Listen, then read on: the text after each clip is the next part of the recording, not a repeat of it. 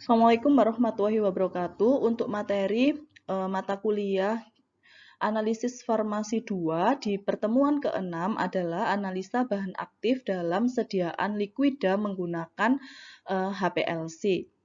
Mengapa menggunakan HPLC? Di sini karena HPLC adalah salah satu instrumen yang banyak digunakan di dalam analisa farmaseutikal, terutama metode-metode yang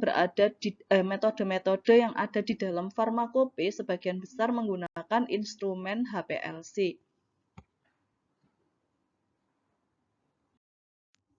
Kemudian ini pendahuluan sebelum kita masuk ke analisa sediaan ya yang meliputi preparasi sampel dan analisa sampel. Ini mengingatkan kembali kalau sediaan liquida itu dibagi menjadi berbagai macam. Yang pertama sirup, kemudian ada eliksir, kemudian ada injeksi, obat tetes, dan infus. Tahapan analisis sediaan liquida dibagi menjadi tahapan preparasi sampel, kemudian tahapan penyiapan kondisi KCKT. Ini kalau kita menggunakan instrumen KCKT, kemudian persiapan larutan baku. Nah, yang pertama ini preparasi sampel itu meliputi isolasi dan clean up ya. Tujuannya kan isolasi itu untuk menghilangkan matriks-matriks pengganggu lainnya agar kita memperoleh pelarut yang murni seperti itu. Tahapan preparasi sampel kan sudah dijelaskan di pertemuan minggu sebelumnya. Kemudian penyiapan kondisi KCKT. Nah, kalau kita menggunakan HPLC biasanya persiapannya kan hanya dipanaskan ya selama kurang lebih 2 jam pemanasan agar lampu UV-nya itu dalam keadaan yang stabil. Nah, tapi kalau menggunakan instrumen KCKT atau HPLC yang harus disiapkan di sini ada kolom, kemudian detektor yang sesuai serta fase gerak atau LWN. Nah, fase gerak atau LWN-nya ini juga sama menggunakan LWN yang sesuai dengan perbandingan rasio yang telah ditentukan. Kemudian setelah kita menyiapkan sampel dan menyiapkan instrumen, tidak lupa juga harus menyiapkan larutan baku. Nah, larutan baku biasanya kita kenal juga dengan larutan standar, itu dibagi menjadi 2, baku eksternal sama baku internal. Nanti kita lihat apa perbedaannya baku eksternal sama baku internal itu dalam materi ini. Selanjutnya adalah metode preparasi sampel sediaan liquida. Nah, mayoritas sediaan liquida itu kan dia sudah berbentuk liquid atau larutan, sehingga untuk preparasinya dia lebih sederhana dibandingkan sediaan solid ataupun sediaan semi solid. Di sini ada berbagai macam metode preparasi sampel untuk sediaan liquida. Yang pertama adalah homogenisasi. Jadi sebelum kita lakukan pencuplikan sampel atau pengambilan sampel sekunder, maka dilakukan homogenisasi terlebih dahulu. Kemudian yang kedua adalah tahap pelarutan. Kalau misalkan konsentrasinya itu terlalu tinggi, ya kita perkirakan dengan batas linearitas dari instrumen. Kemudian kita kalau misalkan konsentrasi analit di dalam sediaan itu terlalu tinggi, kita dapat melakukan preparasi sampel melalui pelarutan dan ataupun pengenceran. Kemudian kalau misalkan di dalam sampel kita itu matriksnya itu banyak, ya matriks pengganggunya banyak, dapat dilakukan pula metode preparasi sampel dengan melakukan ekstraksi. Nah, ini analisa sediaan liquida dengan KCKT atau HPLC. Nah, kenapa kok menggunakan HPLC? Karena di dalam Farmakope Indonesia ya, di FI sendiri, itu mayoritas untuk analisa sediaan farmasi itu menggunakan instrumen HPLC. Nah, di sini ada keterangannya tidak kurang dari 145 bahan baku dan atau sediaan farmasi yang menggunakan KCKT untuk diidentifikasi dan penetapan kadar. Jadi mayoritas dalam farmakope itu menggunakan instrumen KCKT, sehingga di dalam kuliah ini yang dijelaskan adalah analisa sediaan liquid dengan menggunakan KCKT. Karena di aplikasinya nanti di dunia kerja yang banyak digunakan juga instrumen ini saat melakukan analisa senyawa aktif di dalam sediaan. Kemudian selain itu di sini KCKT juga memiliki berbagai macam peranan dan keunggulan. Kemudian selain dia mendeteksi, dia juga memiliki prinsip pemisahan. Jadi setelah kita preparasi sampel, kemudian kalau kita menggunakan instrumen UV kan di dalam instrumennya tidak ada pemisahan, tapi langsung pembacaan kadar. Kalau di HPLC, dia dipisahkan terlebih dahulu di dalam kolom, sehingga pik-pik analit sama pik-pik bahan eksipien lainnya itu dia terpisah, sehingga yang analit itu dapat diamati dengan lebih teliti lagi gitu. Kemudian yang kedua, kalau pakai HPLC kan dia akan menghasilkan kromatogram dengan resolusi. Nah, resolusi ini kan berkaitan dengan keterpisahannya pik dengan eksipien yang lain, sehingga dipastikan antara pik 1 atau pik analit dengan piknya eksipien yang lain itu dia tidak overlapping. Tapi kalau pada UV kita kan karena tidak ada pemisahan, dikhawatirkan panjang gelombangnya itu yang terdeteksi itu dia akan overlapping dengan eksipien lain yang sifatnya hampir sama. Kemudian KCKT juga dapat diaplikasikan untuk analisis kualitatif dan kuantitatif. Masih ingatkah kalau analisa kualitatif dengan KCKT itu hasil yang diperoleh apa? Oke, pakai ini ya, retention time untuk uji kualitatifnya. Kemudian kalau analisis kuantitatif, data yang diperoleh adalah berupa luas area dari pik. Kemudian ini keunggulan dari KCKT, yang pertama penggunaannya lebih luas, karena kalau KCKT ini kan dia tidak terbatas untuk senyawa-senyawa volatil, tapi dia juga dapat digunakan untuk baik senyawa polar ataupun non-polar. Kemudian sensitivitas dan selektivitasnya yang baik, karena dia sebelum dideteksi ya, sebelum mengalami analisis masuk ke detektor itu dia dipisahkan terlebih dahulu di kolom. Kemudian akurasi dan presisinya baik, kemudian dapat dilakukan untuk analisis senyawa non-volatil dan dapat dilakukan untuk analisis senyawa termolabil. Kalau kita pakai GC itu kan dia terbatas untuk senyawa yang volatil. Karena dia harus diuapkan, harus volatil, maka pada GC itu inletnya dia harus temperaturnya tinggi. Nah, untuk senyawa-senyawa yang tidak stabil terhadap pemanasan tinggi, kalau ada pemanasan kan dikhawatirkan dia akan terdegradasi, sehingga kalau pakai GC itu kan terbatas untuk senyawa-senyawa yang dia yang tahan terhadap pemanasan. Tapi kalau pada HPLC dia dapat digunakan untuk senyawa-senyawa yang termolabil, yang tidak tahan pemanasan. Karena pada HPLC kan dia tidak inletnya tidak menggunakan atau tidak memerlukan setting temperatur. Mekanisme pemisahan secara KCKT, nah ini mengulang dari materi yang Anfar 1 ya, mengingatkan sebelumnya dia ada berbagai macam mekanisme pemisahan, ada adsorpsi, partisi, kemudian ion exchange, sama permeasi. Mekanisme pemisahan ini berlangsungnya di dalam kolom, jadi tergantung jenis kolom apa yang kita gunakan. Kemudian ini komparasi atau perbandingan HPLC dan GC. Yang pertama, HPLC itu dapat dioperasikan menggunakan suhu kamar sehingga dia sesuai untuk senyawa-senyawa yang termolabil. Kemudian dapat digunakan untuk analit yang termolabil ya, ini karena dia operasinya suhu kamar. Sedangkan kalau GC dia pengoperasiannya menggunakan suhu tinggi karena dia senyawanya harus diuapkan terlebih dahulu. agar dia bisa terbawa sama fase geraknya yang gas. Sehingga dia tidak sesuai untuk analit yang termolabil apabila kita menggunakan GC. Kemudian HPLC fase geraknya dapat bervariasi sehingga dapat dioptimasi dan digunakan untuk pemakaian yang luas. Jadi kalau kalau HPLC fase geraknya itu kita bisa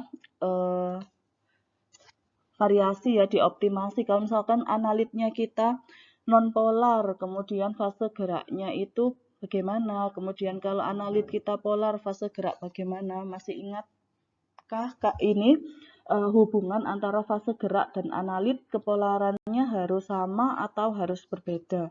Antara fase gerak, fase diam, dan analit. Nah, nanti dipelajari lagi kalau lupa. Kemudian ada kalau GC fase geraknya dia terbatas karena dia kan harus memakai gas. Jadi tidak bisa membedakan itu dia fase gerak polar atau non polar. Kemudian kalau pakai HPLC ini kan karena dia pakai solvent kan. Pakai solvent sehingga fase geraknya dibandingkan sama GC sebenarnya kalau HPLC ini relatif lebih mahal daripada menggunakan gas. Kemudian ini prinsip pemisahan menggunakan KCKT. Nah, di sini ada lingkaran yang berwarna hijau namanya UPIN, ya dianalogikan seperti itu. Kemudian lingkaran yang berwarna merah namanya IPIN. Nah, kalau misalkan mereka berdua ini masuk ke dalam galeri lukisan, ya galeri lukisan, kemudian kita lihat dia yang keluar duluan siapa, kemudian yang keluar terakhir itu siapa. Nah, terlihat kalau yang warna hijau itu dia terlihat keluar lebih dulu, sedangkan yang warna merah itu dia keluar lebih lambat. Yang warna hijau itu dia akan keluar lebih dulu, yang warna merah itu dia akan keluarnya lebih lambat. Nah, mengapa demikian? Analogi seperti ini berkaitan juga dengan sifat polaritas antara analit dan fase diam. Apabila polaritas dari analit itu sama dengan fase diam, maka analit akan tertahan lebih lama di dalam fase diam sehingga dia keluarnya lebih lambat. Nah, karena keluarnya lebih lambat, maka retention time-nya dia juga semakin besar.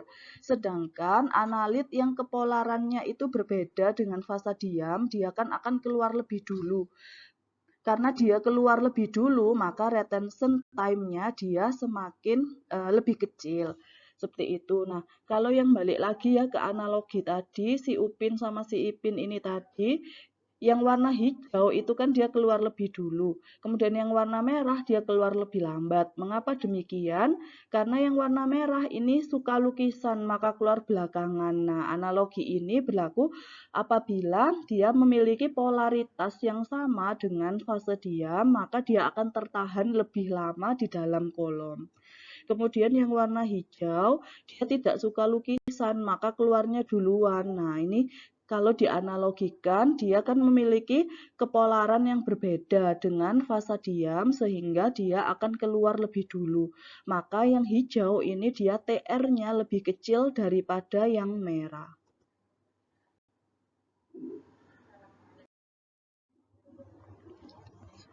Kemudian terbentuk adalah sebagai berikut ya. Setelah dia keluar dari kolom, maka dia akan direspon oleh detektor. Nah, tadi time yang keluar lebih dulu itu kan dia yang polaritasnya berbeda dengan fase diam, sedangkan yang polaritasnya lebih. Kemudian di sini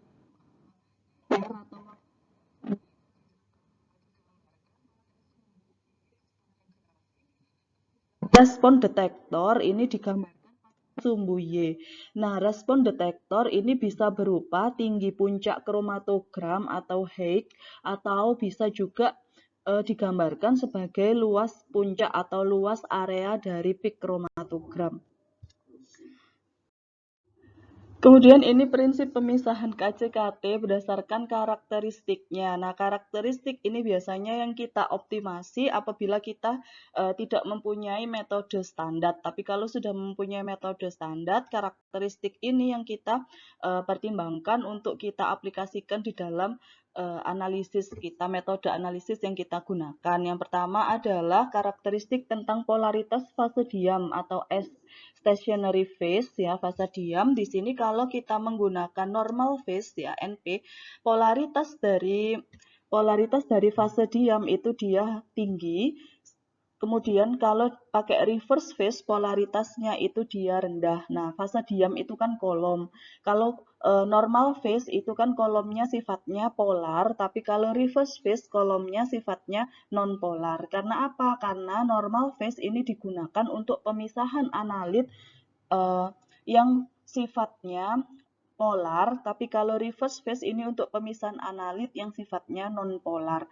Kemudian fase gerak untuk normal phase ini rendah sampai medium, sehingga di sini fase gerak ya ini lambangnya M, mobile phase. Kalau dia untuk NP ya normal phase kita menggunakan fase gerak yang sifatnya non polar. Kemudian kalau kita pakai reverse phase kolomnya kita pakai fase gerak yang dia sifatnya polar. Jadi sifat dari analit itu sama dengan polaritas pada fase diam, tapi dia berbeda atau terbalik dari polaritas fase gerak. Jadi kalau analitnya itu polar, fase diamnya polar, tapi fase geraknya non-polar. Kalau dia analitnya itu non-polar, fase diamnya itu dia non-polar, dan fase geraknya dia polar.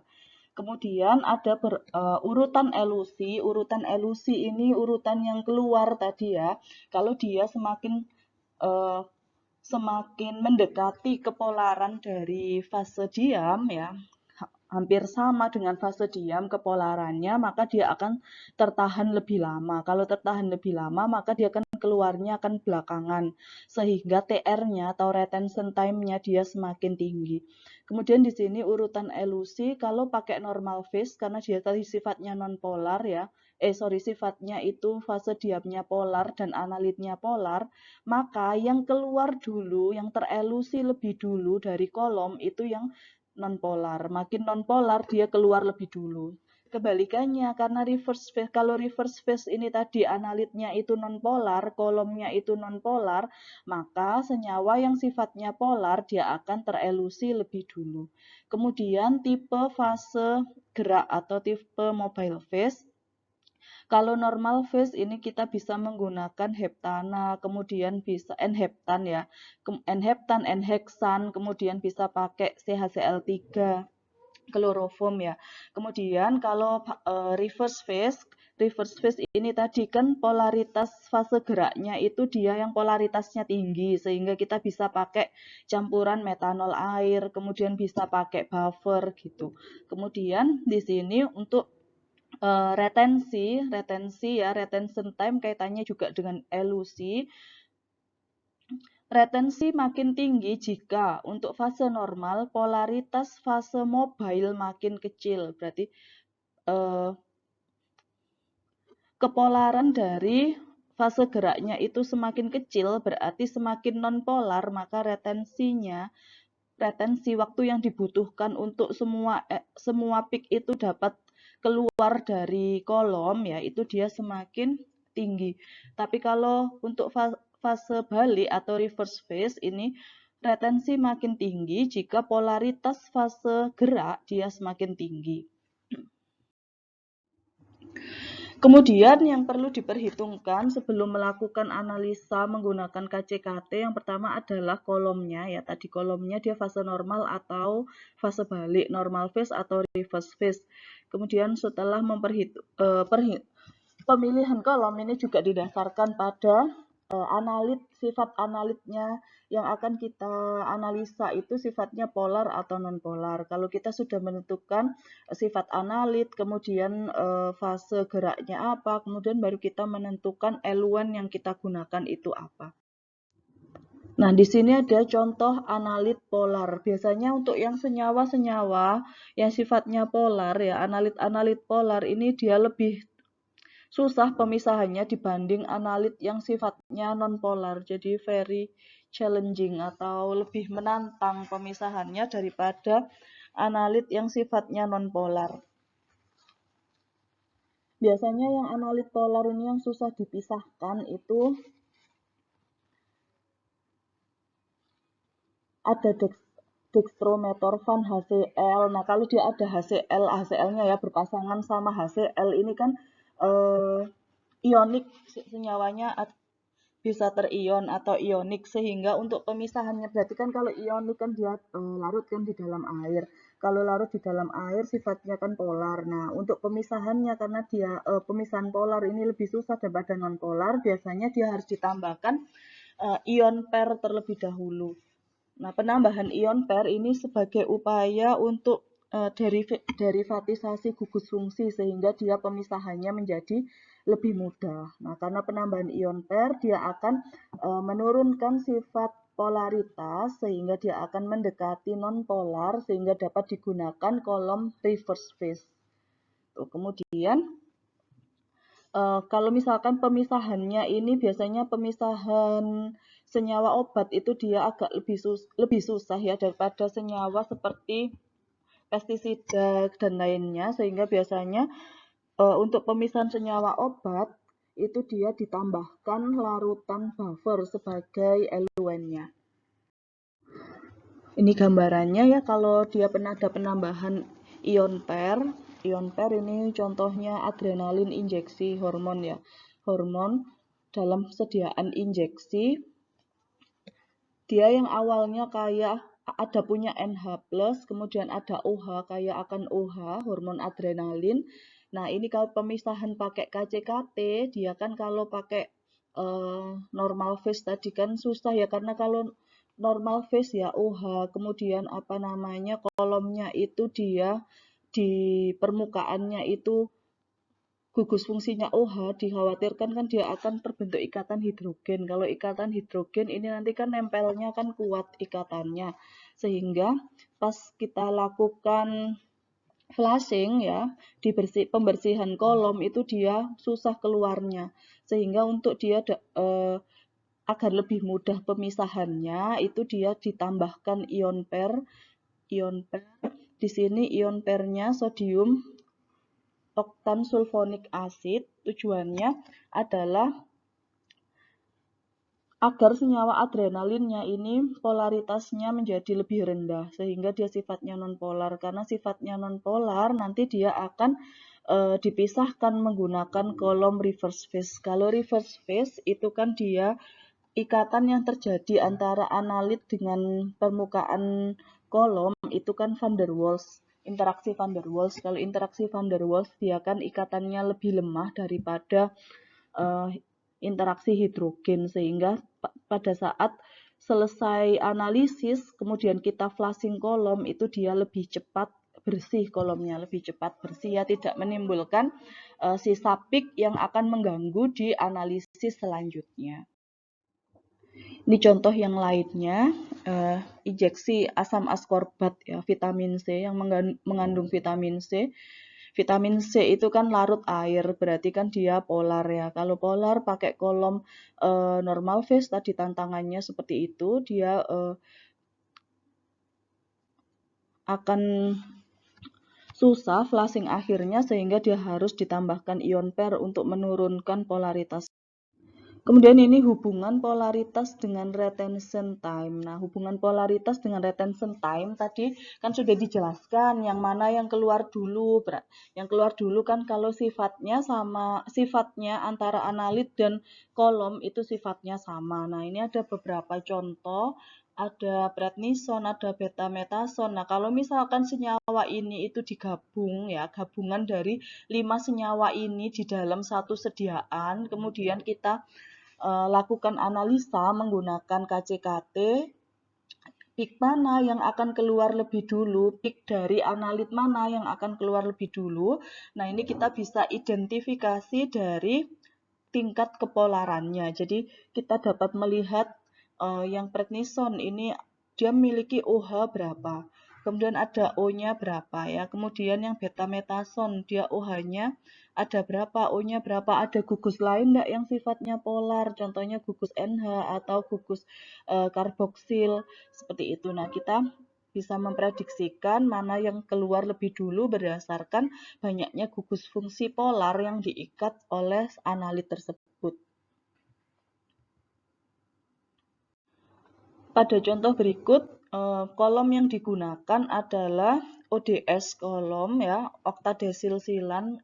Kalau ODS ini kan dia sifatnya nonpolar atau reverse phase, sehingga kalau kita pakai kolom reverse phase, karena kolom yang kita gunakan itu sifatnya nonpolar ya, reverse phase, maka senyawa yang nonpolar dia akan keluar lebih lama, sehingga TR-nya dia akan lebih besar.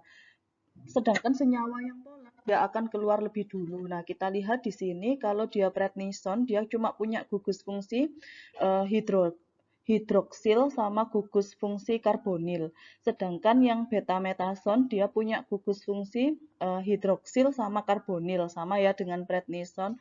Kemudian betametason 17 valerat ini dia punya gugus fungsi hidroksil, punya gugus fungsi karbonil, kemudian dia punya gugus fungsi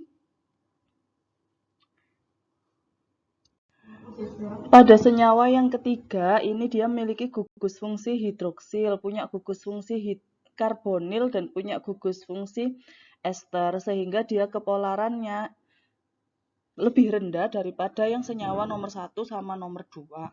Kemudian yang senyawa yang nomor 4, betametason 21 valerat.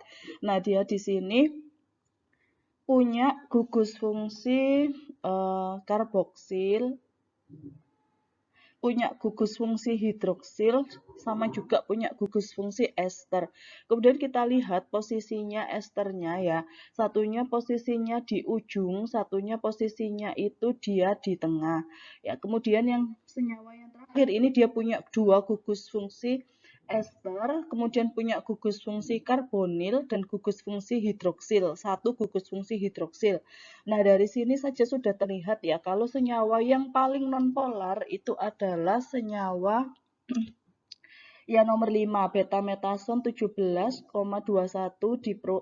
dipropionat ini. Ini yang paling nonpolar, sehingga dia keluarnya yang paling terakhir 21,52 menit. Kemudian yang selanjutnya yang urutan polar yang pertama yang nomor 5 ya. Kemudian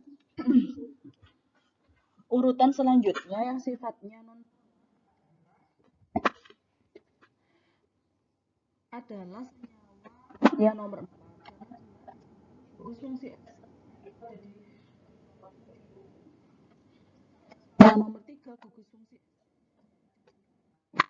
Kemudian senyawa satu sama nomor satu sama senyawa nomor 1 itu dia punya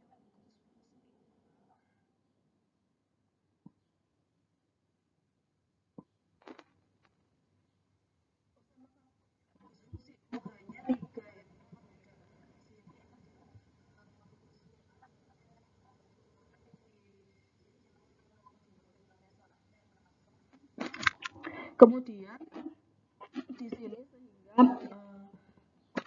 adanya F ini dia menambah kepolaran dari senyawa yang menambah atau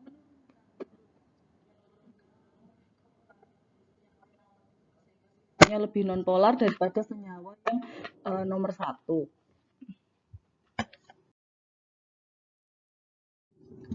Kemudian ini ada tugas ya, urutkan waktu retensinya. Di sini ada 3 soal, nanti untuk pengerjaannya saya berikan link di deskripsi pada video ini. Ada soal nomor 1, nomor 2, sama ada soal nomor 3. Nanti kalian disuruh mengurutkan untuk soal nomor 1 urutannya mana yang keluar lebih dulu. Ya, yang TR-nya paling kecil dari TR-nya yang paling kecil sampai TR-nya yang paling besar. Untuk nanti tugasnya, linknya akan saya share di deskripsi dari video. Ini yang nomor 3. Sama juga urutkan waktu retensinya. Kemudian langkah kedua setelah melakukan pemilihan kolom yaitu melakukan pemilihan detektor.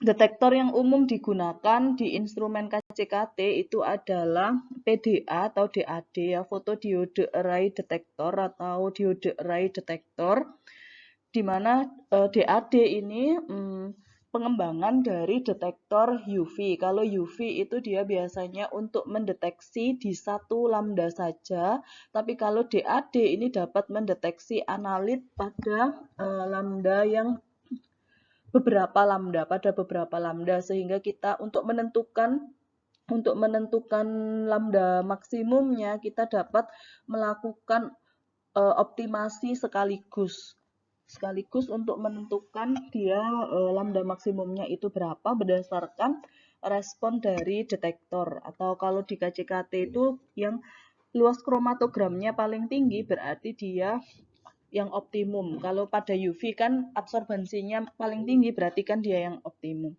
Kemudian pemilihan detektor ini juga didasarkan pada struktur komponen dari analit. Contohnya,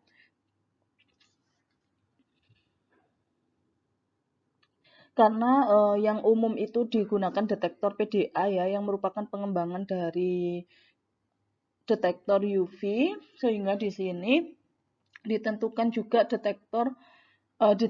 juga lambda analisis di mana absorbansi serapan masing-masing komponen analit itu yang cukup besar. Jadi cari yang respon detektornya paling besar. Kemudian tentukan lambda maksimum dari masing-masing komponen, karena kalau kalau HPLC itu dapat merespon berbagai macam peak komponen ya, karena ada pemisahan terlebih dahulu, maka di situ kita bisa membandingkan kalau kita menerapkan atau men-setting beberapa lambda, itu kita lihat komponen, kalau bisa komponen target kita atau analit target kita itu yang responnya paling besar ya. Kalau misalkan kan ada beberapa, karena kita setting beberapa lambda, ada yang peaknya dari excipient itu yang dia pada lambda misalkan ya pada 200 256, kemudian ada lambda kita setting lambda 280 misalkan gitu. Nah, pas 256 itu dia peak analit lebih besar, luas area dari peak analit itu lebih besar daripada di lambda 280, tapi peak excipient itu lebih besar di 280 daripada di 256, sehingga yang kita pilih adalah lambda maksimum yang responnya besar terhadap analit kita. Kemudian yang ketiga, langkah selanjutnya yaitu derivatisasi. Namun derivatisasi ini lebih ke opsional ya. Karena kalau misalkan senyawanya kita itu tidak perlu diderivatisasi, maka tidak perlu dilakukan derivatisasi. Kalau misalkan senyawa yang kalau derivatisasi ini tadi lebih banyak ke senyawa yang polar, sehingga harus diderivatisasi dengan penambahan ionic pair agar dia menjadi senyawa yang nonpolar, sehingga dia dapat dipisahkan menggunakan reverse phase. Kemudian kita masuk ke aplikasi KCKT ya pada analisa sediaan liquid secara kuantitatif. Aplikasi analisa secara kuantitatif. Nah, secara kuantitatif tadi kan sudah dijelaskan kalau secara kuantitatif data yang diperoleh dari instrumen HPLC itu bisa berupa tinggi puncak, atau bisa juga luas area kromatogram. Nah, di mana sumbu Y itu tinggi atau luas area kromatogram, dia harus mempunyai hubungan yang linier dengan konsentrasi sampel. Dengan sumbu X dan sumbu Y hubungannya adalah linier. Kemudian metode analisanya ini dapat dilakukan 3 macam, yaitu yang pertama metode eksternal standar atau standar eksternal, yang kedua metode standar internal, yang ketiga metode standar adisi. Nah, kita lihat apa perbedaannya dari masing-masing metode analisa berikut. Analisa kuantitatif yang pertama yaitu menggunakan metode standar eksternal. Nah, standar eksternal ini dibagi menjadi dua, yaitu multi-level atau multi-point calibration sama single point calibration. Kalau multi-point calibration ini sama seperti yang sering kita lakukan, yaitu membuat kurva kalibrasi, kemudian kita peroleh nilai persamaan regresi linier, kemudian kita masukkan nilai menentukan nilai konsentrasi sampel berdasarkan persamaan regresi linier. Sedangkan yang single point calibration ini digunakan satu konsentrasi larutan standar, sehingga untuk menentukan konsentrasi sampel kita dapat gunakan metode perbandingan. Jadi kalau metode standar eksternal ini digunakan, misalkan kita analisa paracetamol, ya berarti kita gunakan standar paracetamol. Kemudian antara sampel sama standar ini kita injeksikan tidak bersamaan atau tidak dicampur, tapi dia diinjeksikan sendiri-sendiri. Sama kayak kita kalau melakukan praktikum itu kan kita ukur dulu ya standarnya berapa, kemudian kita buat kurva standarnya, baru nanti kita menganalisa sampel, menganalisis absorbansi sampel lah, atau kalau pakai HPLC luas areanya sampel itu berapa, kemudian kita masukkan ke persamaan kurva standar. Nah, itu adalah metode standar eksternal. Ini ya persamaan regresi linier yang sering kita gunakan. Nah, kenapa kita menggunakan metode multiple point seringnya? Karena kalau pakai metode single point itu kan kita tidak tahu. Kalau sampel yang konsentrasinya itu belum diketahui, lebih baik menggunakan persamaan regresi linier. Karena apa? Karena kita tidak tahu konsentrasi analit di dalam sampel itu masuk di dalam rentang linearitas atau tidak. Tapi kalau kita sudah tahu konsentrasi analitnya itu kira-kira dalam kisaran berapa, itu kita bisa memilih metode single point. Kalau single point kan lebih gampang ya, karena cuma satu konsentrasi larutan standar saja. Tapi kalau konsentrasi dengan syarat kisaran konsentrasi dari analit itu kita sudah tahu, sehingga kita bisa memastikan saat kita menganalisis analit itu dia berada di dalam respon detektor itu berada di dalam rentang daerah linier. Kemudian ini ada contoh analisa obat batuk ya, analisa obat batuk. Di sini eliksir setiap 5 mili mengandung 30 mg pseudoepedrin, 1,25 mg tripolidin hidroklorid, dan 10 mg dextrometorphan HBr. Kemudian di sini ada juga bahan farmasetik yang digunakan, yaitu ada pemanis non gula, ada pewarna, ada pengawet, ya. Kemudian dia karena dia eliksir, dia tidak kental ya, tidak kental sehingga dia dapat dipipet. Tahapan preparasi sampelnya di sini dia diekstraksi terlebih dahulu menggunakan corong pisah, ya, kemudian ditambahkan amoniak, kemudian diekstrak dua kali, kemudian amoniak sama kloroform ya pelarutnya, kemudian dia dipisahkan, lapisan kloroformnya yang diambil, kemudian evaporator sampai kering, baru kemudian ditambahkan metanol. 10 mili metanol dipindahkan ke dalam labu ukur 100 mili, kemudian diatkan ya sampai 100 mili, baru kemudian diakan KCKT. Kondisi KCKT-nya adalah sebagai berikut menggunakan kolom ODS.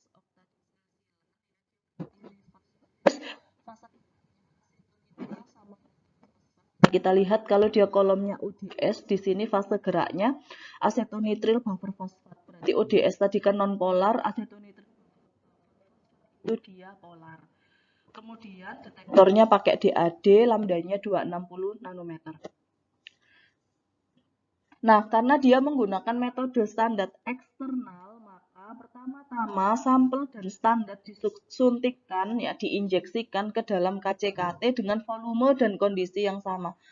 Tapi penginjeksian sampel dan standar ini dilakukan biasanya standar dulu diinjeksikan, kemudian di flushing, kemudian baru sampel. Nah, kalau untuk analisis yang berkala atau analisis rutin ya, kalau pada QC industri itu kan dia sudah punya standarnya. Standar ini biasanya sudah sudah ada standarnya ya, karena untuk analisa rutin biasanya setiap harinya dia cuma analisa sampel karena standarnya sudah punya, sehingga persamaan regresinya kan sudah punya, sehingga tinggal analisis sampel hariannya.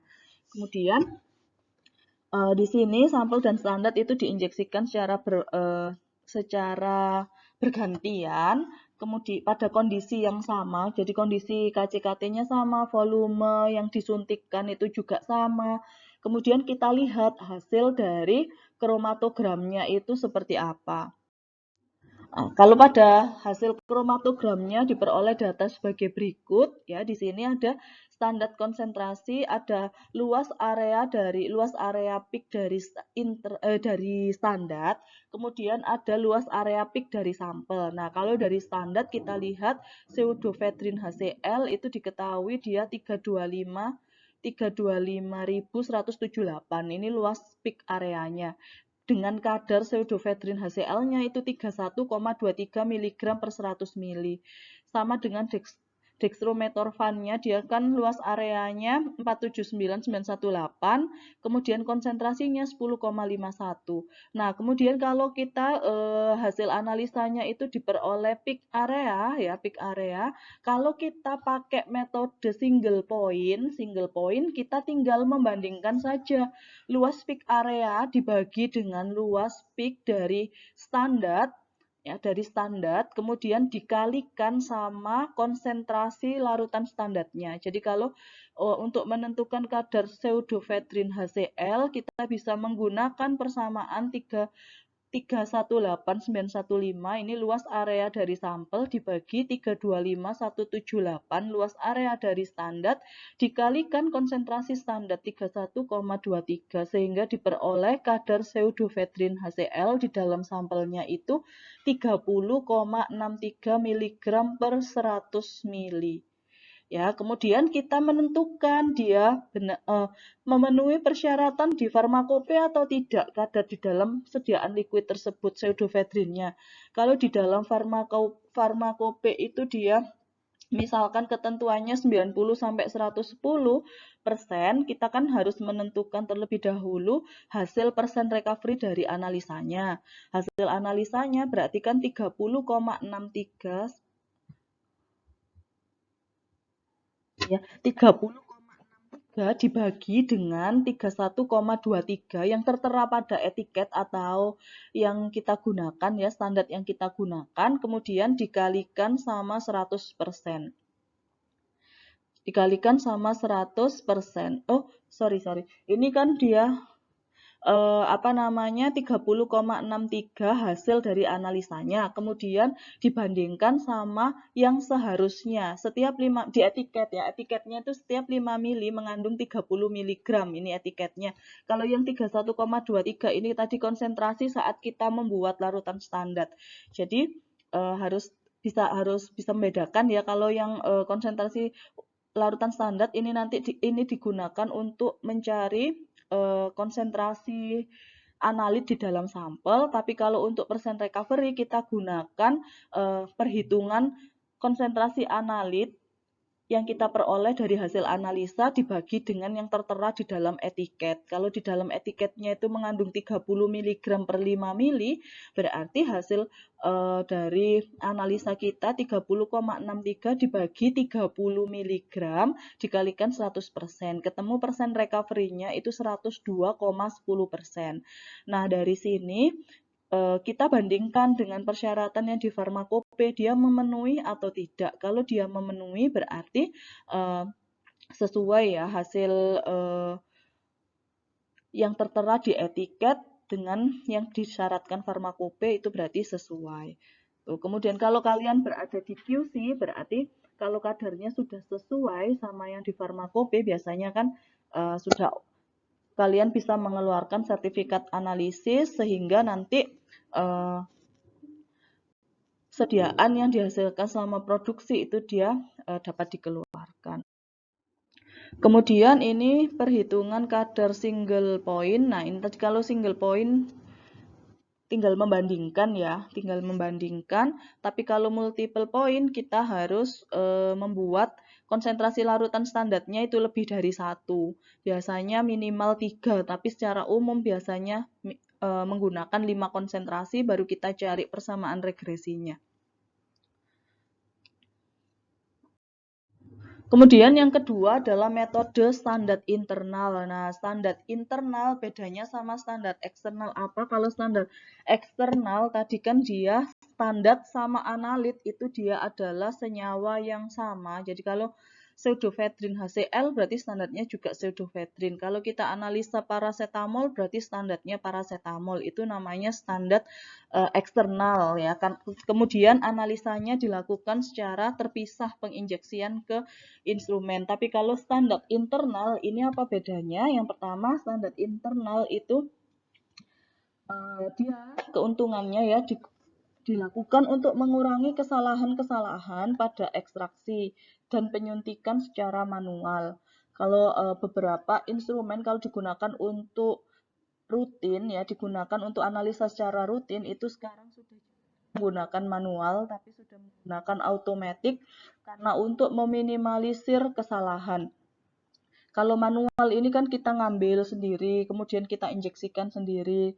Nah, kemudian ngambilnya tadi kan dikhawatirkan kan ada perbedaan volume selama pengambilan. Nah, itu kan dapat menyebabkan kesalahan juga. Jadi, kalau untuk penggunaan secara rutin sudah banyak yang menggunakan automatic. Biasanya yang secara manual ini di laboratorium pendidikan karena kan kalian harus tahu prinsipnya terlebih dahulu baru nanti kalau kerja sudah menggunakan auto. Kemudian balik lagi sini ke metode standar internal, caranya adalah zat standar dan sampel ditambahkan sejumlah tertentu standar internal. Nah, biasanya untuk standar internal ini dia ditambahkan ke dalam sampel. Jadi dicampur ke dalam sampel dan ke dalam larutan standar kita. Ya, jadi ke dalam larutan standar sama ke dalam larutan sampel itu ditambahkan standar internal. Nah, standar internal ini adalah senyawa yang berbeda dari analit yang kita ukur. Jadi kalau standar larutan standar itu kan sama dengan yang analit yang kita ukur ya. Nah, kemudian kalau kita injeksikan sendiri-sendiri tadi standar eksternal. Kemudian kalau kita tambahkan zat lain ke dalam larutan standar dan sampel kita masing-masing, ya, yang zat lain ini adalah berbeda daripada analit kita, itu namanya standar internal. Kemudian standar internal ini nanti digunakan untuk apa? Biasanya untuk memastikan performa dari instrumen dan performa kita selama melakukan analisa itu hasilnya itu sama atau tidak gitu. Kalau misalkan hasilnya itu konsisten ya, konstan, dia tidak mengalami perubahan yang signifikan, maka kita dapat melanjutkan analisanya. Tapi kalau misalkan hasilnya itu mengalami perbedaan yang signifikan, bisa mengalami penurunan luas area atau penambahan luas area, nah itu kita bisa mengontrolnya menggunakan internal standar ini atau standar internal ini. Jadi kemudian yang kedua ini caranya membuat kurva kalibrasi antara rasio area tinggi puncak zat standar terhadap puncak dari standar internal. Jadi kalau biasanya kalau perbedaannya signifikan itu datanya kita konversikan atau kita buat rasio antara penambahan sinyal atau penambahan respon detektor terhadap standar internal dan respon detektor terhadap analit yang kita ukur sehingga dapat kita gunakan faktor konversi agar hasilnya itu dia lebih stabil. Kemudian ini ada syarat dari standar internal mempunyai sifat fisika dan kimia sama atau hampir sama dengan zat yang ditentukan, tapi dia bukan senyawa yang sama. Itu ya. Kemudian mempunyai respon faktor yang hampir sama dengan analit yang akan ditentukan. Kemudian harga RS, harga resolusinya dia harus cukup baik, lebih dari 1,5. Kemudian zat tersebut tidak boleh ada di dalam sampel. Jadi kita pastikan sampel kita itu tidak mengandung zat yang sama dengan standar internal yang kita tambahkan. Kemudian zat tersebut harus murni dan stabil dalam penyimpanan. Nah, standar internal ini syaratnya dia kemurniannya tinggi dan dia adalah senyawa yang stabil. Karena apa? Karena kalau selama analisa itu dia kan diharapkan sebagai kontrol kan, sebagai kontrol. Kalau dia diharapkan sebagai kontrol, harusnya kan dia tidak ada perubahan selama proses penyimpanan atau proses analisa. Karena respon yang diterima dia atau segala perubahan yang diterima oleh internal standar ini terhadap respon detektor itu nanti kita akan gunakan sebagai penilaian analisanya itu stabil atau tidak, ada kesalahan atau tidak, kemudian performa dari instrumen itu hari ini baik atau tidak. Nah, itu kita lihatnya kan dari respon internal standar. Sehingga tadi rasio dari konsentrasi internal standar atau perubahan konsentrasi pada internal standar itu kita gunakan sebagai faktor konversi. Kemudian di sini ada internal standar juga dibagi dua, yaitu multi level atau multi point kalibrasi sama single point kalibrasi, sama kayak eksternal standar ya. Ini kalau multi level pakai persamaan regresi linier. Bedanya kalau sumbu X-nya ini konsentrasi standar, sumbu Y-nya ini tidak langsung, kalau eksternal standar tadi kan kita langsung memasukkan luas area dari standar kita kan.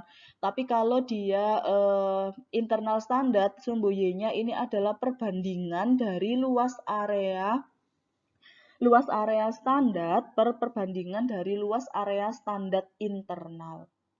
Ya, jadi sumbu Y-nya ini rasio dari luas area standar per luas area standar internal. Kalau standar ini sama dengan zat atau analit yang kita ukur, yang akan kita ukur, tapi kalau standar internal ini zat yang berbeda dengan analit yang kita ukur, tapi memiliki sifat fisikokimia yang hampir sama. Kemudian ini preparasi sampelnya. Kalau preparasi sampel, larutan sampel ini juga harus ditambahkan dengan internal standar sehingga nanti yang dimasukkan di dalam Y, di dalam nilai Y pada persamaan regresi linier itu adalah luas area sampel dibandingkan dengan luas area internal standar dimasukkan sebagai nilai Y sehingga kita peroleh nilai X atau konsentrasi dari sampel. Kemudian ini internal standard single level. Nah, kalau single level berarti pakai satu konsentrasi larutan standar, kemudian dihitung rasio antara luas area satu konsentrasi larutan standar tersebut dibagi luas area dari internal standar, kemudian dibandingkan dengan rasio antara luas area sampel per luas area internal standar, kemudian dibagi lagi dengan konsentrasi larutan standar per konsentrasi sampel ya. Jadi hampir sama, cuma bedanya yang dimasukkan di luas area itu adalah hasil perbandingan luas area standar sama luas area standar internal.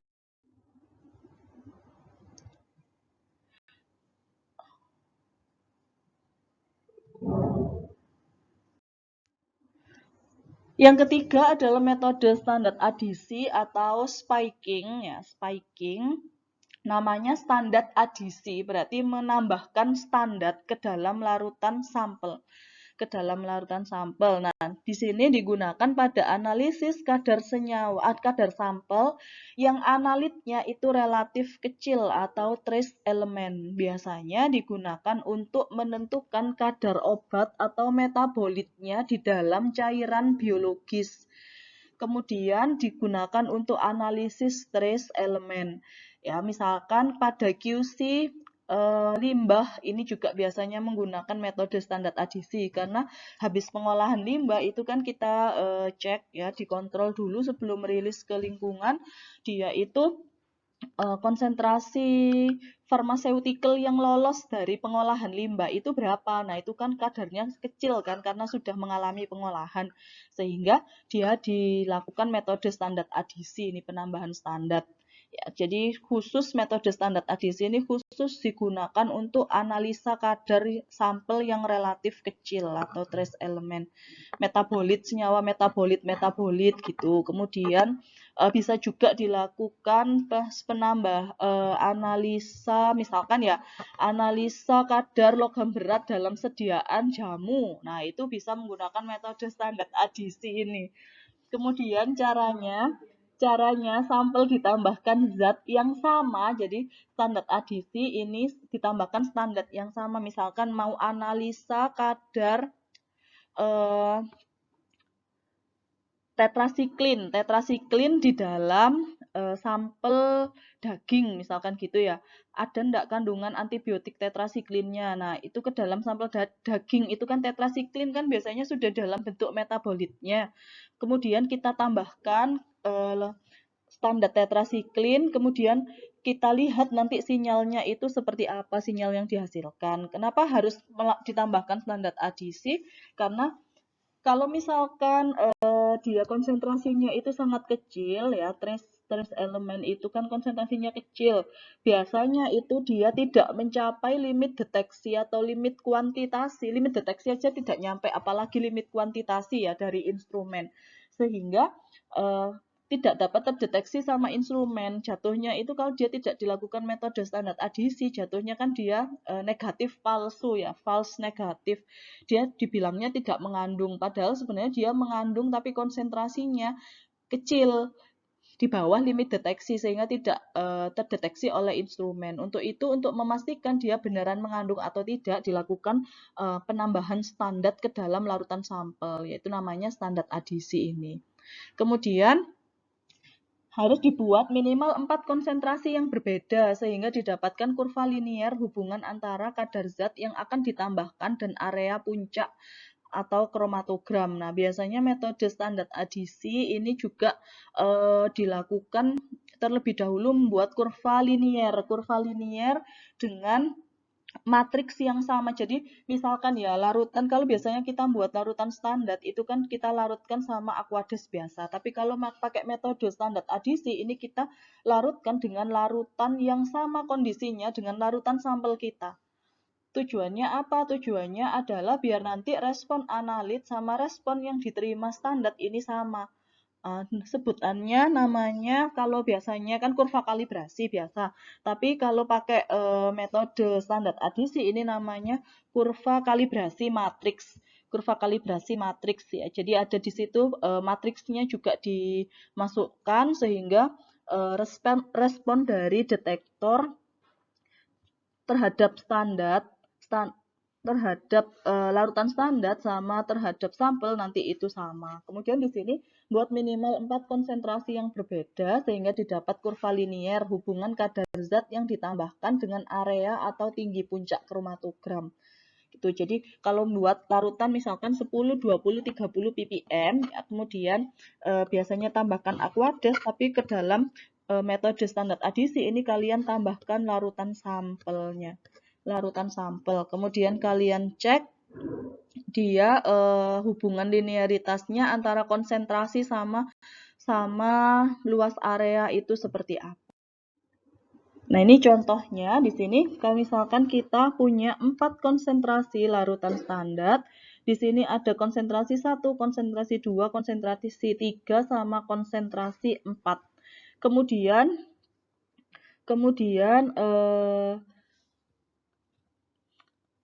untuk matriks yang ditambahkan ke dalam larutan standar itu kan kita dapat memilih 2 kondisi, yaitu kalau misalkan kita bisa mengkondisikan itu atau memastikan matriks yang tidak mengandung analit sama matriks yang memang sudah mengandung analit. Nah, itu kita bisa milih salah satu. Kalau dia tidak mengandung analit, berarti kan konsentrasi dari penambahan zat itu kan murni dari konsentrasi standar saja. Kemudian luas area kromatogram berarti kan dia murni respon terhadap dari konsentrasi atau hasil respon linier dari masing-masing konsentrasi. Tapi kalau misalkan kita menggunakan penambahan sampel ya yang mengandung analit, jadi yang kita tambahkan itu matriks yang mengandung analit ya, yang kita gunakan sebagai penggantinya Aquades itu adalah matriks yang mengandung analit, maka respon yang kita peroleh dari kurva regresi itu adalah sumbu X kadar penambahan zat itu berarti kan ada standar plus sampel, luas areanya juga demikian, luas area standar plus sampel. Gitu. Kemudian dari sini kalau misalkan kita menggunakan yang tidak mengandung analit itu akan lebih mudah daripada yang dia mengandung analit karena kan kita tidak tahu sampel yang realnya itu konsentrasinya berapa analitnya ya.